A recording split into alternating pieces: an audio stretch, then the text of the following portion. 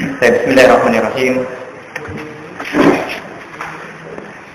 Alhamdulillahi rabbil alamin, wassalatu wassalamu ala asyrafil anbiya'i wal mursalin sayyidina Muhammadin wa ala alihi wa sahbihi ajma'in, amma ba'd. Baik, ikhwan yang dimuliakan Allah Subhanahu wa taala, alhamdulillah kita kembali dipertemukan oleh Allah taala setelah Idul Adha. Ya, mudah-mudahan Allah menerima segala amal saleh kita di 10 hari pertama di bulan Dzulhijjah, menerima amal ibadah kita, segala kebaikan-kebaikan yang telah kita kerjakan, dan Allah berkenan untuk menjadikan kita sebagai orang-orang yang bertakwa dengan sebenar-benarnya takwa, dengan melaksanakan perintah dan menjauhi apa yang dilarangnya. Baik, kita lanjut pembahasan kita Maja fi sihir, tentang sihir, masih berkaitan dengan sihir. Kita sudah sebutkan 2 dalil dari Al-Quran, kemudian 1 hadis yang diriwayatkan oleh Abu Hurairah radhiyallahu anhu tentang 7 perkara yang membinasakan. 7 perkara yang membinasakan. Apa saja 7 perkara itu kita sudah sebutkan dulu, yaitu syirik, kemudian sihir, kemudian membunuh jiwa yang Allah haramkan kecuali dengan haknya. Berikutnya lagi makan riba, makan harta anak yatim, lari dari medan perang, dan yang terakhir menuduh wanita baik-baik berzina. Menuduh wanita baik-baik itu berzina. Kita sudah sebutkan dulu, menuduh ini tidak hanya untuk wanita ini saja, tidak, tapi berlaku umum. Haram hukumnya menuduh seorang muslim berzina, kecuali dengan mendatangkan 4 orang saksi. Mendatangkan 4 orang saksi. Alhamdulillah ini sudah dibahas pekan lalu. Mudah-mudahan sudah cukup, sudah jelas. Kalau ada misalkan hal yang kurang jelas boleh ditanyakan lagi nanti. Kita lanjutkan lagi ini. Kata Syekh Muhammad bin Abdul Wahhab, wa an Jundub marfu'an. Dari Jundub, secara marfu', diriwayatkan secara marfu'. Dalam artian ini hadis dari Nabi sallallahu alaihi wasallam. Jundub meriwayatkannya dari Nabi sallallahu alaihi wasallam. Demikian kalau kita baca teksnya ini. Wa an Jundub marfu'an, dari Jundub secara marfu', haddus sahir darbatun bis-sayf. Hukuman hadnya seorang penyihir itu adalah dipenggal dengan pedang, dihukum mati. Dihukum mati.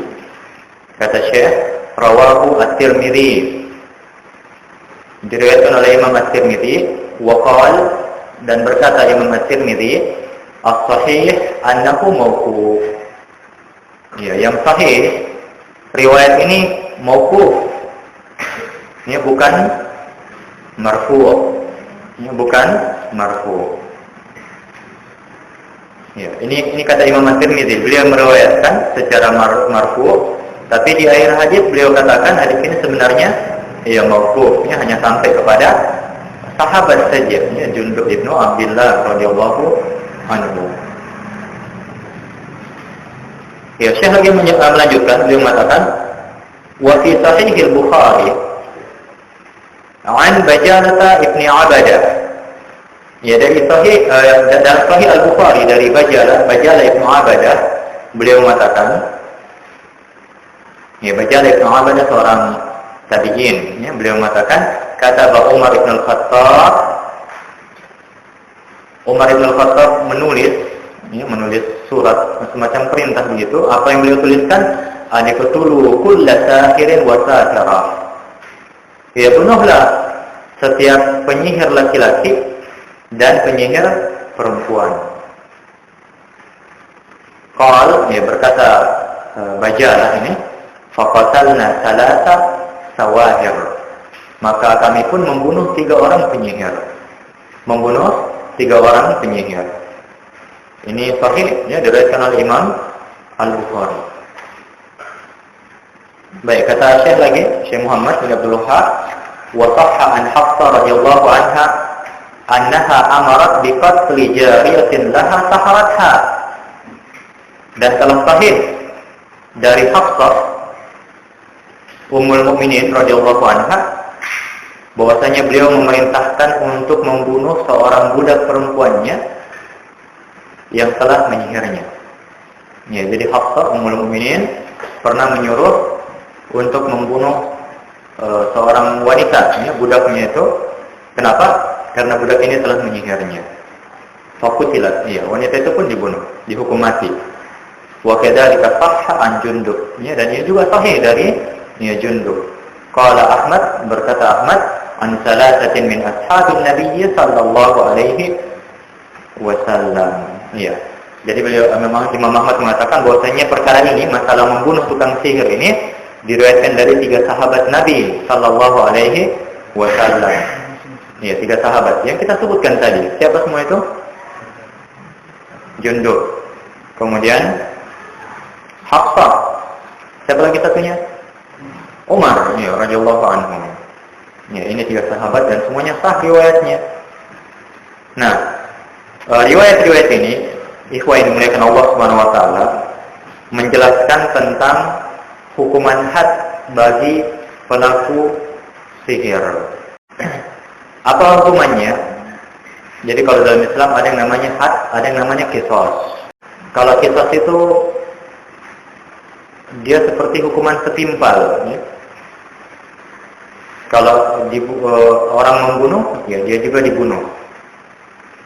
Kalau orang itu misalkan memukul, menampar tanpa alasan yang jelas, ya dia juga ditampar, begitu. Ya. Makanya kalau seperti di kerajaan Saudi, karena di sana ada hukuman qisas seperti itu, orang terjaga manusia, tidak seperti di kita. Ya. Di sini di Indonesia ini bersenggolan di pasar, marah yang satunya, 2 kampung berkelahi, ya. Aparat pusing, tidak bisa bikin apa-apa kadang. Nah, kalau di Saudi tidak ada yang berani seperti itu, ya. Makanya mereka itu cenderung mulutnya itu cenderung agak kasar kalau bicaranya, ya. Paling banter yang mereka bisa begitu, mencaci. Tidak berani mereka memukul orang. Ya, walaupun terjadi persengketaan antara 2 orang itu. Masalahnya, kalau dipukul, kemudian yang dipukul ini melapor, ya, dia akan dipanggil dan dibalas seperti itu juga. Jadi kuatnya, Masya Allah. Terjaga manusia. Tidak sembarangan, tidak seenak perutnya saja. Ya. Menumpahkan darah orang lain, memukul orang lain, dan sebagainya. Ya Allah musta'an. Nah, itu dia qisas, ya. Kemudian ada yang disebut had. Apa had ini? Ya, had ini hukuman-hukuman tertentu yang ditetapkan oleh Allah pada perbuatan-perbuatan dosa tertentu, ya. Seperti misalkan apa? Kalau orang berzina yang belum menikah, dicambuk 100 kali. Kemudian dibuang, diasingkan selama 1 tahun. Kalau orang berzina sudah pernah menikah, jadi apa? Dihukum rajam. Kalau orang mencuri, dipotong tangan. Nah, ini semuanya disebut had. Baik, hukuman had. Nah, di sini pelaku sihir, ya hukuman hadnya itu adalah hukuman pancung. Cuma, ya yang perlu diperhatikan, dicatat baik-baik. Yang melaksanakan hukuman ini pemerintah. Jadi jangan sembarangan, ya. Tiap orang mau bertindak sendiri-sendiri, tidak boleh itu. Karena kalau tiap orang dikasih kebebasan bertindak sendiri-sendiri, kacau dunia ini. Cuma gara-gara ada kebencian sedikit saja, atau gara-gara ada masalah di masa lalu, langsung dituduh, fulan itu tukang sihir, dikeroyok 1 kampung, ya. Padahal cuma persoalan 2 orang ini, persoalan hati dulu, masalah-masalah dulu dan sebagainya. Ya. Makanya tidak boleh dalam sebuah hukum Islam, dalam sebuah daulah Islamiyah itu tidak boleh orang bertindak sendiri-sendiri. apapun yang terjadi, ya hukuman itu diterapkan oleh pemerintah. Ya, pemerintah yang bertindak. Dalam hal ini ya pengadilan. Ya, orang yang ditunjuk, yang berwenang, yang ditunjuk oleh kepala negara. Jelas? Nah, sekarang di Indonesia tidak ada hukuman seperti itu, tidak ada hukum Islam. Terus bagaimana? Ya, tetap saja kita tidak boleh bertindak sendiri-sendiri. Ya. Karena maslahat lebih dikedepankan. Yaitu tadi, karena kalau setiap orang bertindak sendiri-sendiri bahaya. Ya, dia akan mengklaim tanpa bukti. Ya.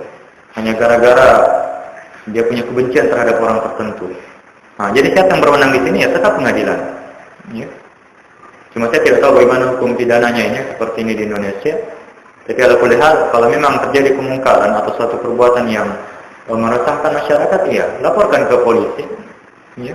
Ya mereka akan bereskan itu. Jangan bertindak sendiri. Baik. Hadis ini, ya riwayat-riwayat ini, ikhwan dimuliakan Allah Subhanahu wa taala menjelaskan bahwasanya ya, hukuman had bagi penyihir adalah dipancung, ya, dihukum mati dan tidak diminta untuk bertaubat, ya, tidak diminta untuk bertaubat. Riwayat-riwayat ini juga menjelaskan pada kita bahwasanya perbuatan ini, ya, pengamalan ini, mengamalkan sihir ini, itu juga sudah terjadi di masa kaum muslimin, di masanya Umar bin Khattab, ya, radhiyallahu anhu, di masanya para sahabat. Nah, kalau saja di masa-masa yang mulia itu, ya, ketika para sahabat banyak, ya, Islam masih kuat, ada orang-orang yang melakukan sihir, bagaimana lagi di zaman sekarang? Ya, jadi itu sangat pantas dan sangat mungkin terjadi di masa kita. Banyak orang-orang yang melakukan sihir tersebut. Ya. Cuma ini kan sulit dibuktikan juga. Ya, apalagi kalau di Indonesia, kalau hukum-hukum pidananya membutuhkan bukti. Sementara sihir itu dengan cara-cara yang tidak terlihat, tersembunyi. Ya. Cuma hal kalau seperti di Saudi, jelas sekali. Ya, mereka sering sekali itu. Kalau yang baca berita, kita akan dapatkan berita seorang penyihir dihukum pancung, wanita atau laki-laki sama saja. Kalau mereka dapatkan bukti itu, dia dihukum mati. Allahu musta'an. Baik, demikian wallahu a'lam bishawab. Ini tentang dalil yang menyebutkan tentang sihir. Nah, bab berikutnya Syekh menyebutkan bab bayani syai'in min anwa'is sihr. Iya. Sedikit penjelasan tentang jenis-jenis sihir. Nah, jadi setelah mendefinisikan sihir dengan dalil-dalilnya, Syekh sekarang di bab berikutnya beliau akan menyebutkan tentang sesuatu dari atau beberapa hal yang berkaitan dengan jenis-jenis dari sihir tersebut. Bab bayan syai'in min anwa'is sihir. Ya, penjelasannya beberapa jenis dari sihir. Kata Syekh Muhammad bin Abdul Wahhab, qala Ahmad, berkata Imam Ahmad rahimahullah, haddatsana Muhammad ibn Ja'far, telah menceritakan pada kami Muhammad ibn Ja'far. Jadi Imam Ahmad masyhur, Ahmad ibn Abdullah ibn Hanbal. Jadi beliau Ahmad ibn Abdullah ibn Hanbal. Hanbal itu kakeknya, dinisbatkan pada kakeknya. Haddatsana Muhammad ibn Ja'far, telah menceritakan pada kami Muhammad ibn Ja'far Al-Hudhali, seorang ulama hadis terkenal. Beliau digelari dengan Gundar, nama laqabnya itu Gundar. Qala, beliau berkata, haddatsana Auf, telah menceritakan kepada kami Auf. Kalau Gundar tadi, Muhammad ibn Ja'far thiqah, terpercaya, sangat terpercaya sekali. Kemudian Auf, yang dimaksud ini Auf ibn Abi Jamilah. Auf ibn Abi Jamilah dikenal sebagai Auf al-A'rabi. Thiqah juga, sangat terpercaya dalam hadisnya, Masya Allah. Jadi begini cara ulama hadis dulu meriwayatkan hadis sahih. Makanya jangan ragu dengan Islam. Jangan ragu dengan dalil-dalil hadis itu yang sahih. Karena ajaran Islam ini diwariskan turun-temurun dari generasi ke generasi dengan cara seperti ini. Terkumpul dalam kitab-kitab hadis itu. Terpercaya sekali. Mereka tahu tentang keadaan tiap-tiap orang perawi-perawi hadis itu. Jadi kalau ada orang yang tidak dikenal, ya otomatis hadisnya itu gugur, tidak sah, dhaif, bahkan mungkin palsu dan semacamnya. Ya. Jadi Muhammad ibn Ja'far thiqah, kemudian Auf ibn Abi Jamilah thiqah, an Hayyan ibn al-Ala. Ya, dari Hayyan ibn al-Ala, seorang perawi, kemudian beliau mengatakan qal haddatsana Qatan ibn Qabisah. Ya, dari beliau mengatakan kalau menceritakan kepada kami Qatan ibn Qabisah an abihi, dari ayahnya. Ayahnya ini Qabisah ibn al-Mukharib al-Hilali, seorang sahabat yang mulia. Ya, dari Qabisah ibn al-Mukharib al-Hilali radhiyallahu anhu annahu sami'a an-nabiyya sallallahu alaihi wasallam qala, bahwasanya beliau mendengar Nabi sallallahu alaihi wasallam mengatakan innal ayafata wat-tarqa wat-siyarata minal jibr. Ya. Jadi kata beliau bahwasanya ayafah, kemudian at-tarq dan at-siyarah itu termasuk dalam al-jibr. Apa tafsiran-tafsirannya ini? Qala Auf, ada penjelasannya ya. Jadi makanya saya tidak terjemahkan. Berkata Auf, al-iyafah zajrut tayr. Al-iyafah zajrut at-tayr. Apa itu zajrut tayr? Ya, apa semacam tatayur juga ya. Merasa apa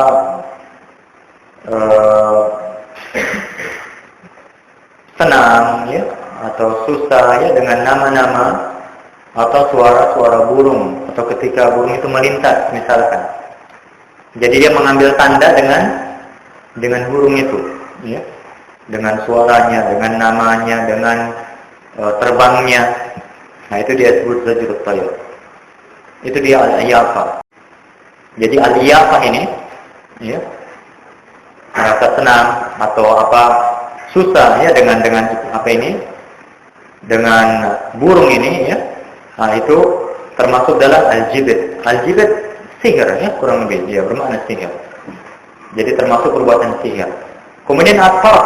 Apa itu at-tarq? Ini at-tarq sini kata Auf, al-khattu yukhattu bil ard. Garis yang dibuat di tanah. Ya, biasanya orang kalau meramal kan begitu. Ya. Buat garis dulu. Nah, itu yang dimaksud dengan at-tarq. Wat-tiyarah, ya, tiyarah semua sudah tahu, ya. Merasa sial dengan sesuatu yang didengarkan atau dilihat. Ya, itu yang disebut tiyarah. Ya. Jadi kalau tadi zajrut tayr, al-iyafah itu dalam bentuk optimisme, merasa senang. Ya. Dia mengambil hal-hal yang baik. Tapi itu dengan pertanda melihat burung. Ya. Nah, kalau tiyarah dalam makna negatifnya, ya, merasa sial dengan sesuatu yang dilihat atau didengarkan. Baik. Jadi semua ini ikhwan melakukan Allah, al-iyafah, kemudian at-tarq dengan at-tiyarah min al-jibr. Ya, dia termasuk perbuatan. Baik. Kemudian saya menyebutkan lagi di sini wal jibr qala al-Hasan. Apa itu al-jibr? Ada tafsiran lain lagi. Al-jibr berkata al-Hasan, rannatus syaitan. Ya, dia adalah loncengnya atau gemerincingnya syaitan. Ya, suara loncengnya ya syaitan. Ya, kata Syekh isnaduhu jayyid. Ya, sanadnya baik. Dari Al-Hasan Al-Basri. Jadi Al-Hasan menafsirkan bahwasanya al-jibr itu ya rannatus syaitan. Bunyi ya gemerincingnya syaitan. Semacam lonceng atau semacamnya itu. Ya. Dan ini tentu saja termasuk ya, suara-suara musik atau yang semacamnya yang menjadikan orang itu lalai ya, dari dia mengingat Allah Subhanahu wa taala. Baik. Kemudian beliau mengatakan wali Abu Dawud wa An-Nasa'i wa Ibnu Hibban fi sahihi al-Musnad minhu. Ya, jadi Abu Dawud, An-Nasa'i dan Ibnu Hibban meriwayatkan ini juga, tapi tanpa perkataan ulama-ulama tadi ya. Ya, cuma menyebutkan hadisnya saja. Ya, demikian wallahu a'lam bishawab. Nah, yang bisa kita ambil faedahnya dari hadis pertama ini. Yang pertama adalah ya haramnya mengklaim, mendakwakan ilmu gaib. Karena ini kan semuanya bentuknya ramalan kan? Lihat burung melintas, oh pertanda baik. Ya. Begitu orang jahiliyah dulu aja. Jadi dia terbangkan burung. Kalau burungnya ke kanan, itu pertanda baik. Dia dilanjutkan perjalanan. Kalau dia lari ke kiri, itu pertanda buruk. Ya. Ini bodoh namanya. Ya, dari mana juga burung itu paham yang begini-begini. Ya. Tapi ya, mereka lakukan itu. Kemudian aktar, ya, itu tadi meramal lewat garis-garis di tanah. Biasanya begitu tukang ramal. Dia buat garis, ya, di tanah. Atau tidak mesti juga di tanah. Mereka biasanya punya semacam piring nampan, kemudian ada sedikit tanah di, ya kan, di atasnya. Nah, mereka baca itu. Ya. Banyak ya, seperti ini banyak. Baca garis tangan. Ya. Itu tahayul semua itu. Atau membaca dicangkir air, melihat air, kemudian dibaca air itu. Ya. Ini semuanya mengklaim, ya, mendakwakan ilmu gaib dan hukumnya haram, ya, karena bertentangan dengan tauhid. Ini juga mengharamkan sial, ya, merasa pesimis, sial, ya, dengan sesuatu yang dilihat atau didengarkan. Ini banyak di kita, masih banyak di kita, ya. Masih banyak diamalkan oleh saudara-saudara kita kaum muslimin. Jadi hati-hati, Allah musta'an. Dan ingat perkataan Al-Hasan Al-Basri tadi bahwasanya al-jibt itu adalah ya rahnatus syaitan. Ya, bunyi, ya, dari syaitan, ya, gemerincingnya syaitan. Hati-hati ya dengan hal-hal seperti ini. Karena dia ya, sangat-sangat melalaikan, ya, menghalangi orang dari jalan Allah Subhanahu wa taala. Baik, demikian wallahu a'lam bishawab.